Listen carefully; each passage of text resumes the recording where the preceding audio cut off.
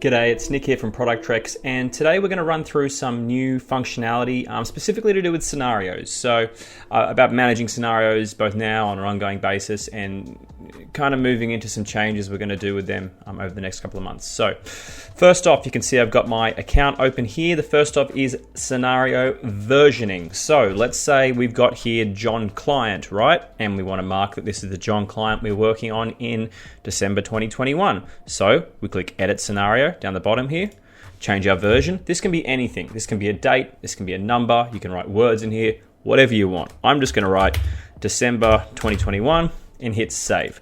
So what that will do, it's not going to change your client name, still going to be John Client, but we're going to add December 2021 to this, and you can then, come back in 6 months and do a June 2022 or whatever it may be. So that'll appear on the main screen, it will appear inside the client, and of course in the search bar up top.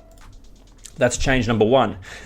Change number two is something that people have been asking about for a little while, and that is scenario cloning or duplication. So previously you could clone platforms, for example. Now you can clone the entire scenario. So again, let's use John Client. Really simple. Hit this duplicate button, and what that will do is copy the entire scenario, platforms, investments, any changes you've made. It will be exact verbatim copy, with the sole change being to the version. So you can see it just puts a little clone after it so that you know which one's which, and then you can do, V2 or something like that. So super easy. Scenario version, scenario cloning. The third change we have done is just to make it a little bit easier to change details of a client. So if we go into John Client, and let's just say in this case, we decide we want to see what it looks like if John is a growth investor, for example. So what you can now do is edit the client's details inside a scenario. So up the top, we hover over the client's name,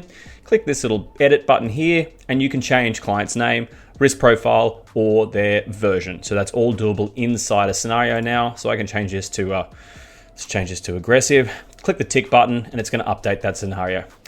So those are three changes to scenarios: versioning, cloning, and the different way to edit it. And these are all going to support some big changes that are coming to scenarios early next year around introducing the concept of family groups. So keep an eye on that.